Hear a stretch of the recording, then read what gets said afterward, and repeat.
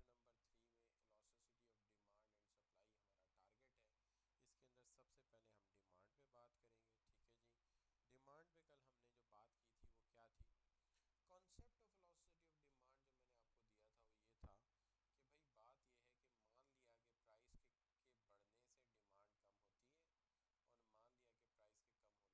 है कि मान लिया कि प्राइस के बढ़ने से डिमांड कम होती है और मान लिया कि प्राइस के कम होने से डिमांड ज़्यादा होती है। सवाल ये है कि अगर हम इसे एज अ स्ट्रेटजिक इंस्ट्रूमेंट देखते हैं कि हमें किसी ख़ास हालत में ये पता करना हो कि हम कितनी प्राइस कम करेंगे परसेंटेज में, तो उसके जवाब में डिमांड में कितने परसेंट चेंज आएगा। This is what the we are asking कि कितनी प्राइस कम करूं तो कितनी डिमांड बढ़ेगी।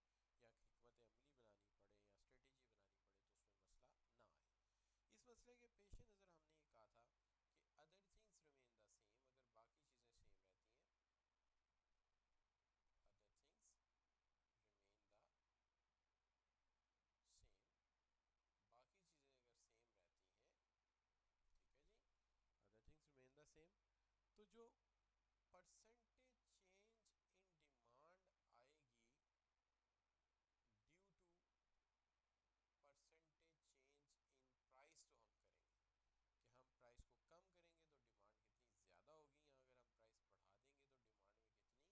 ये हम जानना चाहते हैं। This is what we call the elasticity of demand का कॉन्सेप्ट हम इसको कहते हैं। और तो फिर इसका फार्मूला भी यही है कि इलास्टिसिटी ऑफ डिमांड बराबर है percentage change in demand by percentage change in price. लीजिए जनाब, तो यहाँ तक बात हो गई थी कल। अगर समझ आई है तो जी लिखकर एंटर कर दीजिए, बात क्लियर हो जाएगी जी।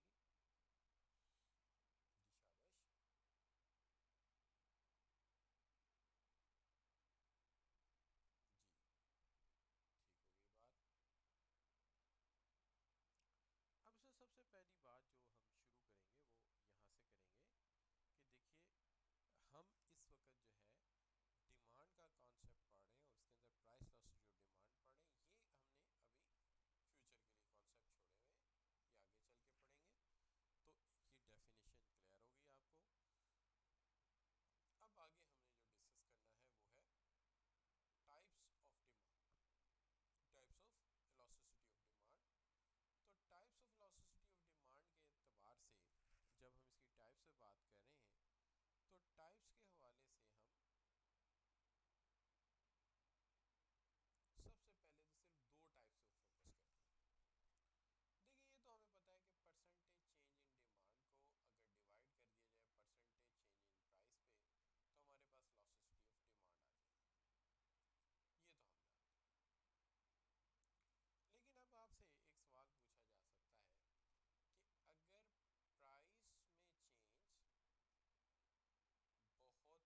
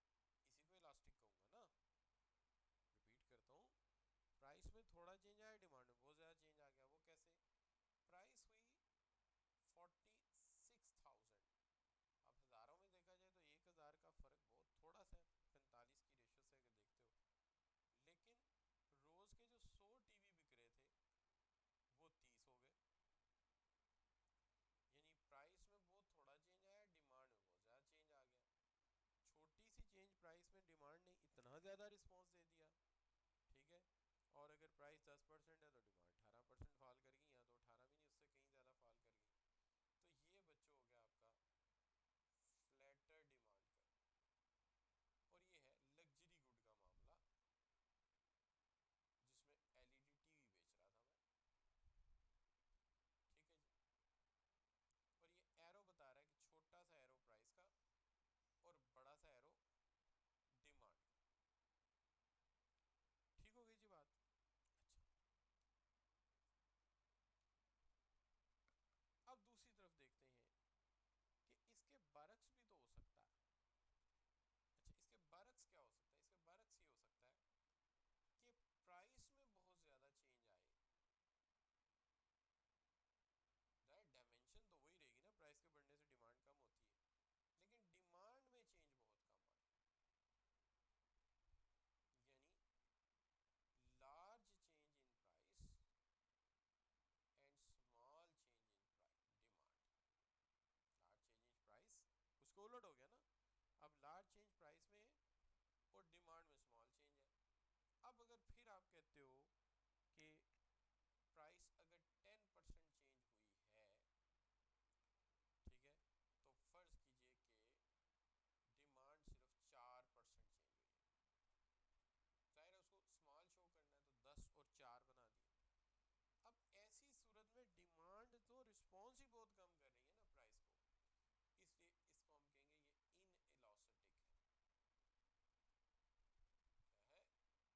इन इलास्टिक है। क्या है? इन इलास्टिक है। क्यों इन इलास्टिक है? कि भाई डिमांड जो है वो तो रिस्पॉन्स ही नहीं कर रही प्राइस को, तो ये इन इलास्टिक है।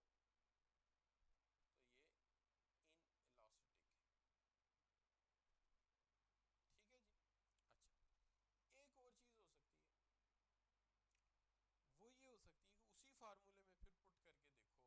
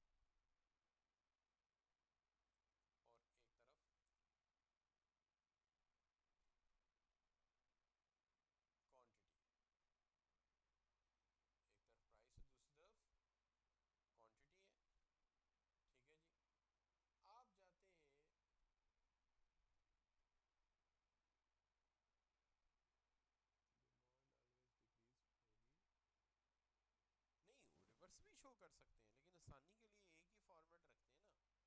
ज़रूरत क्या है तीन चार सिमत में सोचने की, वो जब समझ आ जाएगी फिर दोनों सिमत में सोच लीजिएगा, लेकिन अभी एक डायरेक्शन रखते हैं आसानी के लिए। देखिए फ़र्ज़ कीजिए कि आप किसी की खबर लेने जाते हैं हॉस्पिटल, वो आपके पड़ोसी हैं, बीमार है, आजकल कोविड के दिन है, वहाँ जाते हैं, डॉक्टर साहब कहते हैं कि जनाब ये ज़रा 10 को इंजेक्शन तो लेके आए। आप 10 इंजेक्शन लेने जाते हैं, आप कहते हैं जी क्या चीज़ होगी, जी स्टीराइड है, फ़ौरन लेके आए। आप कहते हैं जी मुझे 10 इंजेक्शन चाहिए, ठीक है। वो कहता है जी कि कीमत तो पूछ लें, आप कहते हैं भाड़ में जाए कीमत, मुझे 10 इंजेक्शन चाहिए, 1000 के हैं तो 1000 रुपया ले लो, 10,000 के हैं तो ठीक है जी, 10,000 के हैं तो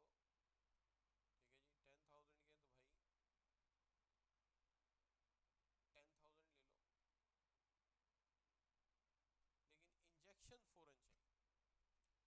चूंकि आपके रवैये में लचक नहीं, 10 इंजेक्शन अभी रखो, हर सूरत रखो, जितने के भी हैं, दो तो इलास्टिसिटी हो गई ज़ीरो,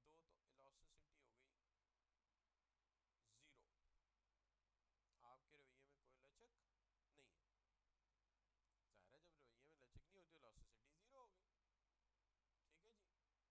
दूसरी तरफ एक ऐसी सूरत हाल बन सकती है, ठीक है, क्लियर है ना, जब कंज्यूमर कहे मुझे हर सूरत ये चाहिए, कीमत जो मर्जी हो। एक सूरत ऐसी हो सकती है कि फ़र्ज़ कीजिए रमज़ान के आखिर में जाके चीनी अवेलेबल हो जाती है। अगर चीनी अवेलेबल हो गई तो आपका क्या ख्याल है, लोग खरीदेंगे कि नहीं खरीदेंगे? क्या हाल, फर्ज कीजिए चीनी अवेलेबल हो गई तो लोग खरीदेंगे कि नहीं खरीदेंगे? जी बच्चों, जी शाबाश, चीनी खरीदेंगे कि नहीं खरीदेंगे? तो आप कहेंगे खरीदते जाएंगे। मैं कहता हूँ खरीदते नहीं जाएंगे, खरीदते जाएंगे, खरीदते जाएंगे, खरीदते जाएंगे, लोग खरीदते जाएंगे, ठीक है जी। अच्छा, इसका मतलब अगर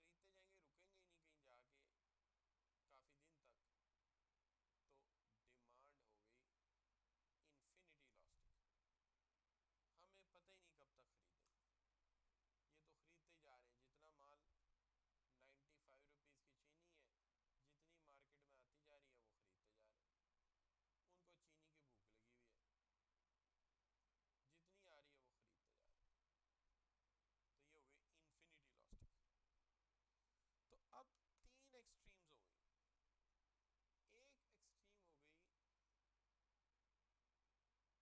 एक एक्सट्रीम हो गई कि जनाब इन्फिनिटी, सॉरी इनइलास्टिक। इनइलास्टिक क्या है कि एक से कम है आपकी इलास्टिसिटी, यानी प्राइस बहुत बढ़ती है, डिमांड बहुत कम बढ़ती है। एक है इलास्टिक, प्राइस बहुत थोड़ा बढ़ती है, डिमांड बहुत ज़्यादा बढ़ती है, मोर देन वन। और एक है बराबर बराबर बढ़ती हैं तो फिर इक्वल टू वन।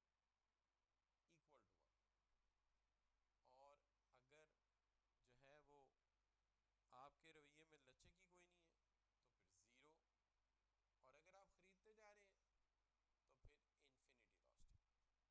क्लियर जी? अच्छा, अब ये बात हो गई क्लियर, हमें आगे बात करते हैं। अगला मामला ये जी कि अगर मैं आपसे पूछूं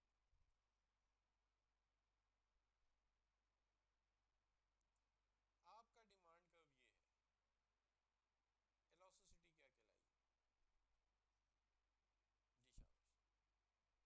जी शाबाश, आपका डिमांड कर्व हॉरिजॉन्टल है।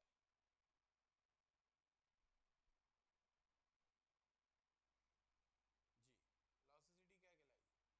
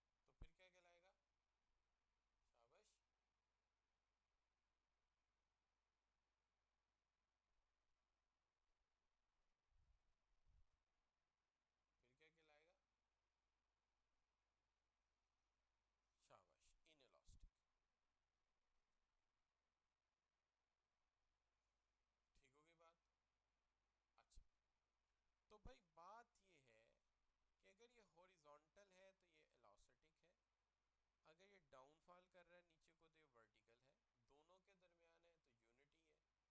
अच्छा, और अगर एक से ज़्यादा है तो जाहिर बात है एलोस्टिक हो जाएगा, ठीक है जी। और अगर एक से कम है तो इन एलोस्टिक हो जाएगा। ठीक होगी बात। अब ये कहाँ से आ गया अभी महानूर, क्या ख्याल है आपको, बात समझ आ रही महानूर?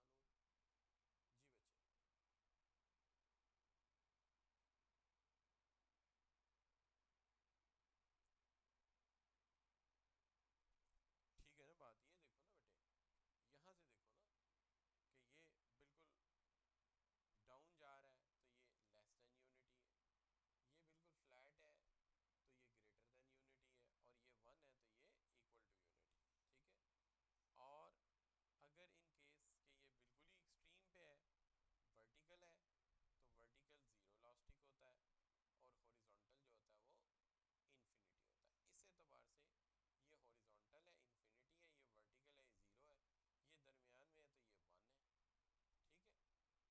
है, ये दरमियान में है तो ये वन है, ठीक है। तो ये क्लियर हो गया।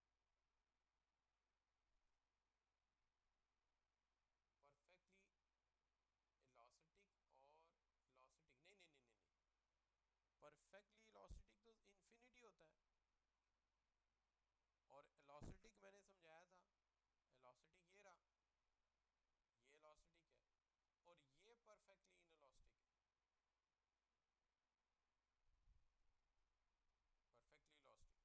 और ये इनइलास्टिक है, और परफेक्टली इनइलास्टिक ये होता है जीरो।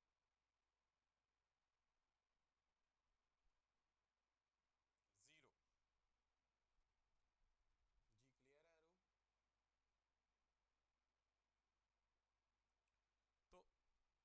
तो जो इनइलास्टिक है वो है डिमांड कर्व की तरह, लेकिन वो स्टीप है, और जो परफेक्टली इनइलास्टिक है वो वर्टिकल है, और जो इलास्टिक है वो डिमांड कर्व की तरह फ्लैट है, ठीक है, वो फ्लैट है। लेकिन अगर वो हॉरिजॉन्टल हो जाए तो फिर वो परफेक्टली इलास्टिक हो गया, फिर वो इन्फिनिटी इलास्टिक हो गया। ठीक होगी बात? क्लियर बच्चों? अब सवाल देख लेते हैं, अगर क्लियर है तो जी लिख के एंटर कर दीजिए ताकि सवाल देख लें।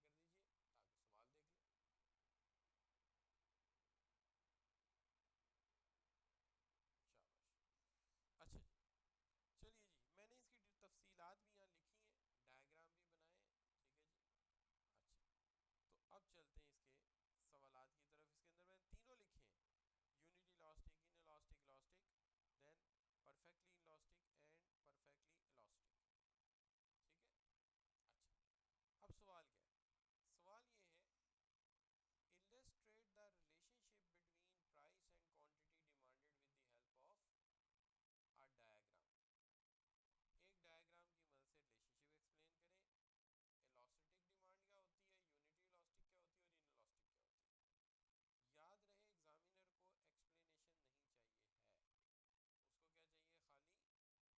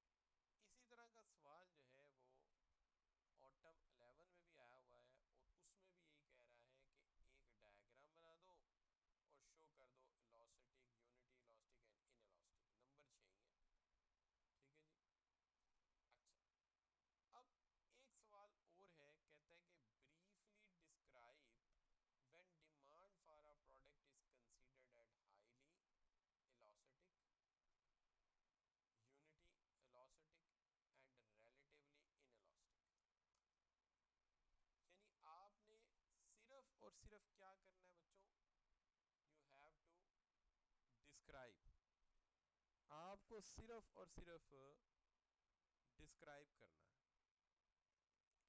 सिर्फ और सिर्फ डिस्क्राइब करना और कुछ भी नहीं करना।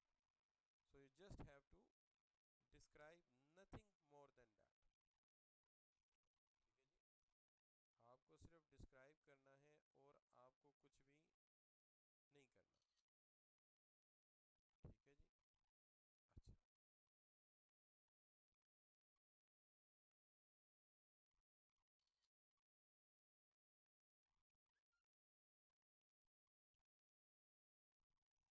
कितनी लाइंस में कर लेंगे शाबाश, how many lines you will take to describe, शाबाश, how many lines you will take to describe, just 2 lines maximum.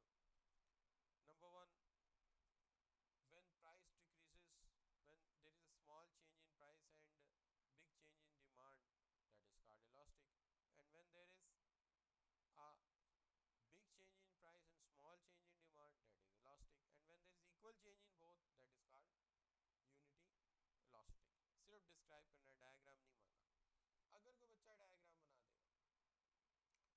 Examiner mind करेगा, एग्जामिनर ये कहता है कि मैंने एक चीज डिमांड नहीं की है, ठीक है, मैंने एक चीज डिमांड नहीं की है, तो क्यों बताइए आपने, बल्कि वो लिखता है कि कमेंट्स में कि some of the students has wasted their precious time by making diagram which are not demanded, जो डिमांड नहीं किया था हमें टाइम ज़ाया किया, कोई और किसी और सवाल पे टाइम लगा ले।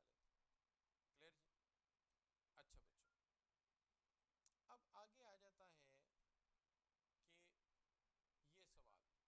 The standard major for demand and supply elasticity, क्या है जी स्टैंडर्ड मेजर, शाबाश, जी शाबाश, क्या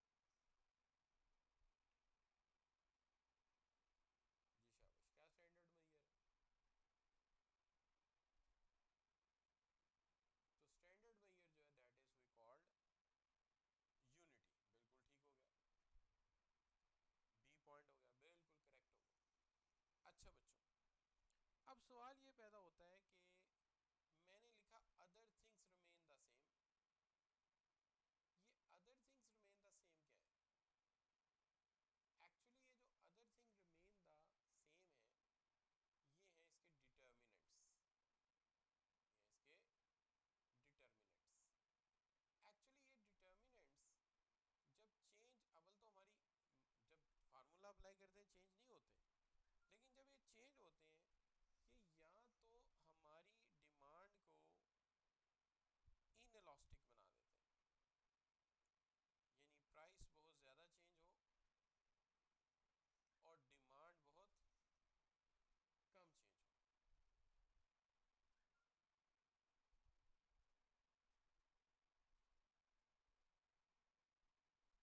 हो और डिमांड बहुत ज़्यादा चेंज हो।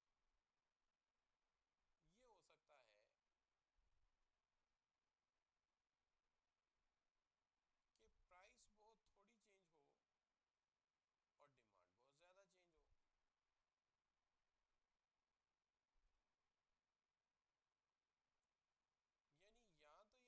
या इनइलास्टिक, दरमियान वाला जो रवैया है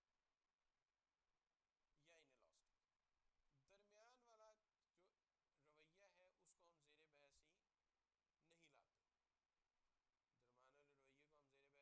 को हम जेर बहस ही नहीं लाते। चलिए शुरू करते हैं। सबसे पहली चीज़ ये याद रखनी चाहिए कि अगर नेचर ऑफ गुड ये है कि ये नीड ऑफ लाइफ है, नीड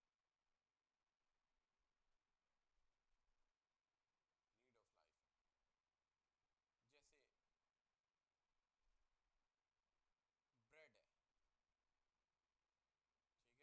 जैसे ब्रेड है, ठीक है, तो अगर ये नीड ऑफ लाइफ है जैसे ब्रेड है, तो इसकी प्राइस जितनी मर्जी बढ़ा लें इसकी डिमांड कम नहीं होगी, या होगी तो बहुत कम होगी, क्योंकि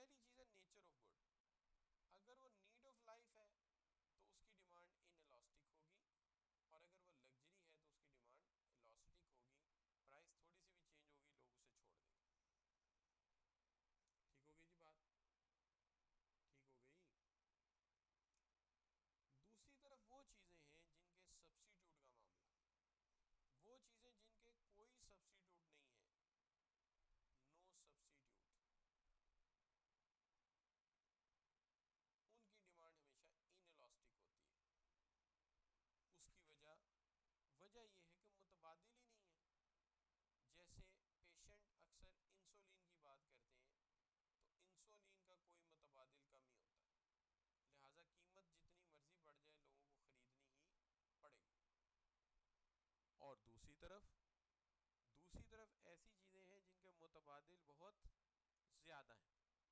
क्या मिसाल हो सकती है? मिसाल हो सकती है बाथ सोप की। अगर बाथ सोप एक महंगा हो जाए तो यूज़र क्या करता है? वो दूसरा बाथ सोप यूज़ कर लेता है। 1 रुपया भी बढ़े तो वो लक्स छोड़ के कपरी, कैपरी छोड़ के रक्सोना 1 रुपये पे स्विच कर जाता है। क्यों? क्या ख्याल है बच्चों? तो सवाल जवाब ये आया कि अगर किसी चीज़ के सब्स्टिट्यूट नहीं है तो भैया उसकी डिमांड इनइलास्टिक होगी, और अगर उसके सब्स्टिट्यूट काफ़ी ज़्यादा है तो फिर उसकी डिमांड इलास्टिक होगी। दूसरी तरफ है use number of uses of a good. किसी चीज़ के number of uses, number of uses के एतबार से किसी चीज़ का जस्ट वन यूज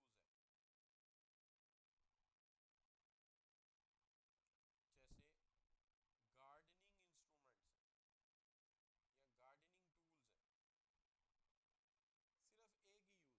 गार्डनिंग का। ग्रास कटिंग मशीन खराब होगी, मेरा मालिक कहता है तलवार से घास काट देंगे, घास पे बकरी छोड़ देंगे, बकरी खुद ही घास खा जाएगी, सही हो जाएगी, उतनी को खा जाएगी जितनी काटनी।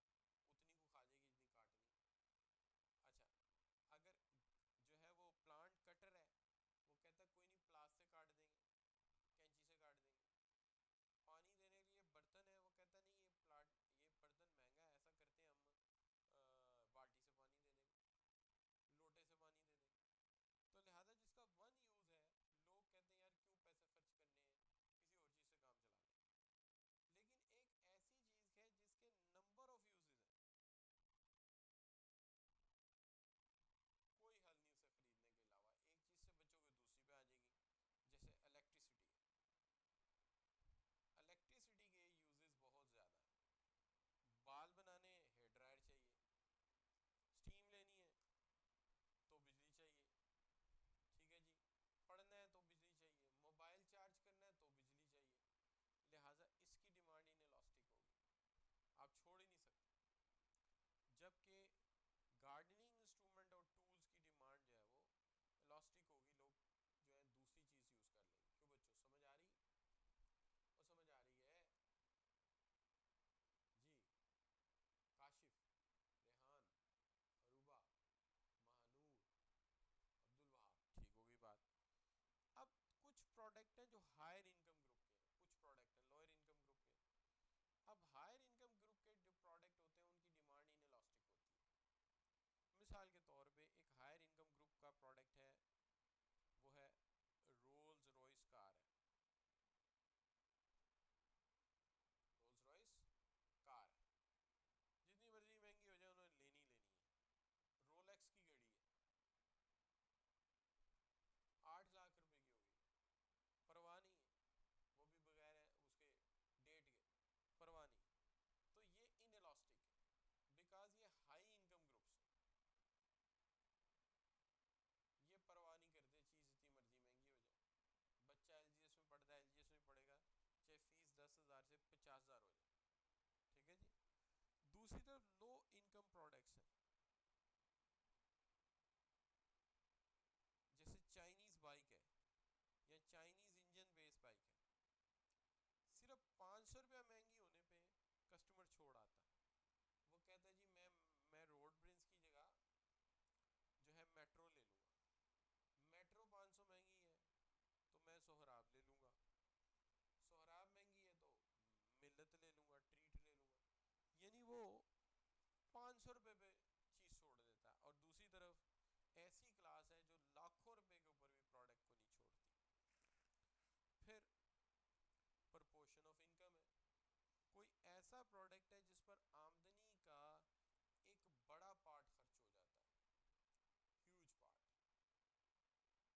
Huge part. आप कहते हैं मेरी आमदनी का बड़ा हिस्सा इस पर खर्च होता है, लिहाजा इसका मुतबादिल ढूंढो, तो ये इलास्टिक होगी। जैसे पेट्रोल है, पेट्रोल पे बड़े पैसे लग जाते हैं हमारे, तो हम कहते हैं यार इसका मुतबादिल ढूंढो, तो कभी हम सीएनजी के चक्कर में पड़ जाते हैं, कभी हम हाइब्रिड गाड़ी ले लेते हैं, ठीक है ना जी। क्यों? पैसे ज़्यादा लगते हैं। लेकिन कुछ चीज़ें ऐसी हैं जो सस्ती हैं, बहुत कम पार्ट इनकम का लेस पार्ट कंज्यूम होता है, लेसर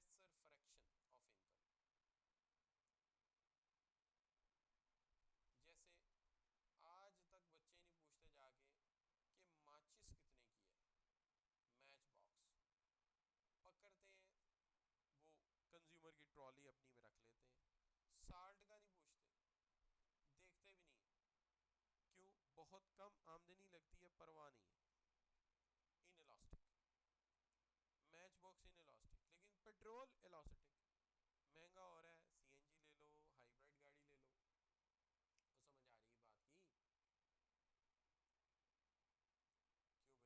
रही है बात की? क्यों भाई अब्दुल वहाब, ठीक है, महानूर, काशिफ सत्तार, जी बच्चों, रेहान मुस्तफ़ा, ठीक है ठीक है ठीक है ठीक है ठीक है। अच्छा, कंज्यूमर लॉयल्टी, बास चीजों में कंज्यूमर अटैच हो जाता है प्रोडक्ट के साथ। जैसे आपके यहाँ कुछ चीजें हैं, स्किन सेंसिटिव क्रीम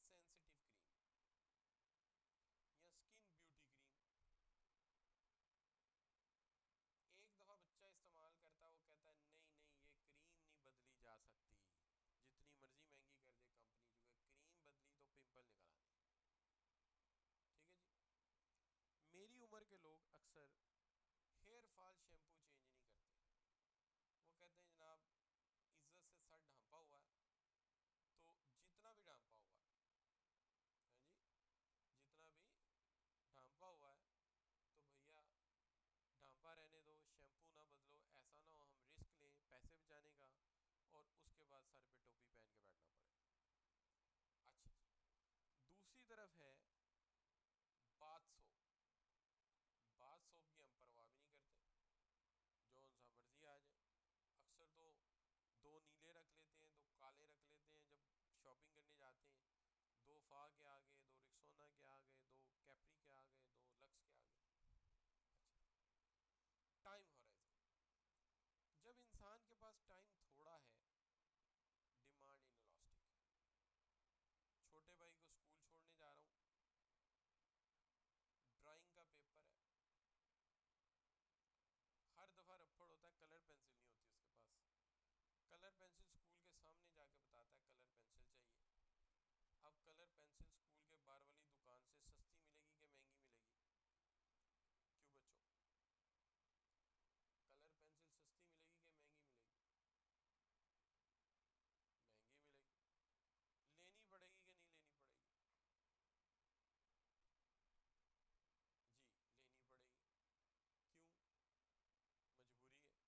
मजबूरी है। दूसरी तरफ आपके पास पूरा महीना पड़ा हो एग्जाम में, आप उर्दू बाजार जाओगे, वहां से जाके टाइम आपके पास काफ़ी है, सफिशेंट टाइम है, आप जाके आराम से वहां से चॉइसेस पल के देखोगे सस्ती और अच्छी कौन सी। क्लियर हो गया बच्चों? आप ज़रा एक दफ़ा रिवाइज कर लो क्विकली कि अगर एक प्रोडक्ट नीड है तो इनलास्टिक होगा, लग्जरी है तो इलास्टिक होगा, अगर उसके सब्सिट्यूट नहीं होंगे इनलास्टिक होगा, अगर बहुत ज़्यादा सब्सिट्यूट होंगे तो इलास्टिक होगा, अगर नंबर ऑफ यूजेस उसके बहुत ज़्यादा हैं तो इनलास्टिक होगा, अगर यूज़ एक ही है तो जाहिर है वो फिर क्या होगा शाबाश, वो इलास्टिक होगा। अच्छा, इनकम है, अगर हाई इनकम ग्रुप का प्रोडक्ट हो तो इन इलास्टिक, लो इनकम का तो इलास्टिक। अच्छा जी, प्रोपोर्शन ऑफ इनकम इस पे ज़्यादा लगता है तो इलास्टिक, कम लगता है तो इन इलास्टिक।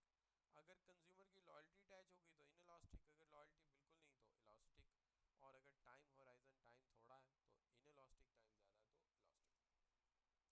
लेकिन पेपर में इस तरह लिखना है, ये मैंने आल दो कि इस तरह भी लिख दिया है, लेकिन पेपर में इस तरह लिखना है जैसे मैं डिटेल आपको भेजूंगा ये। ठीक है, नो प्रॉब्लम। कुछ बच्चे कहते हैं मेरी हैंड राइटिंग जब मैं भेजता हूँ स्लाइड्स और ब्लर हो जाती है, तो जब ब्लर हो जाए तो आप वीडियो में से देख लिया करो और वहां से पॉइंट लिख लिया करो।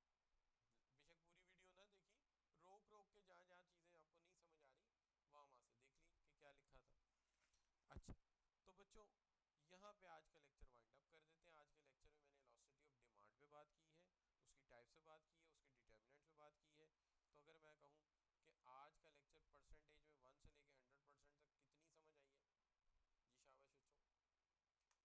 रेहान मुस्तफ़ा 100, काशिफ सत्तार 100, उमर फ़ारूक एज यूजुअल थोड़ा सा कम, अतिया 100%, महानूर 100%, अरूब 100%, अबीर 100% एंड मोहम्मद अली भट्ट 100%। लो बच्चों, तो फिर अच्छी तरह दुआएं करें, रोज़े रखें, कल मुलाकात होती है।